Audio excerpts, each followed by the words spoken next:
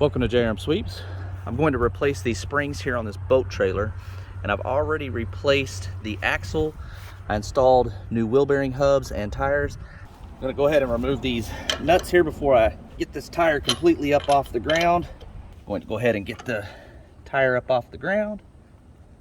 Move the tire. You can see here I use some blocks to brace that axle, so when I loosen everything down, that axle's not going to droop and tear up anything on the other side. I'm going to go ahead and remove these 4 nuts here.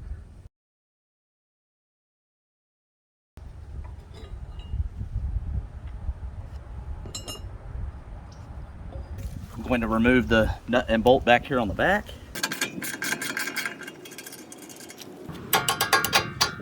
We're going to remove the nut and bolt combo here at the front.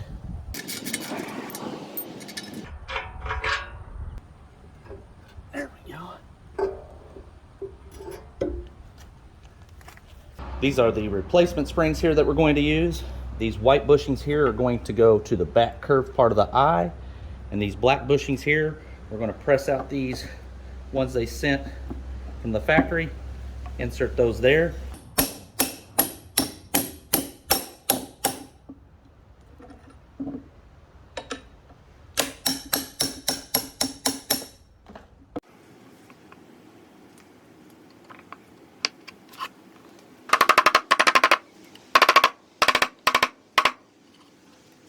I'm not going to grease these back ones here until I actually get over to the trailer because they will fall out.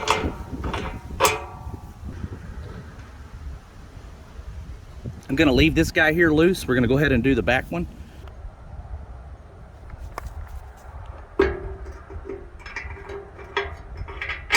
Now when I installed this new axle, I went ahead and centered everything up, so I don't need to re-center anything. I'm ready to go ahead and install the upper pad.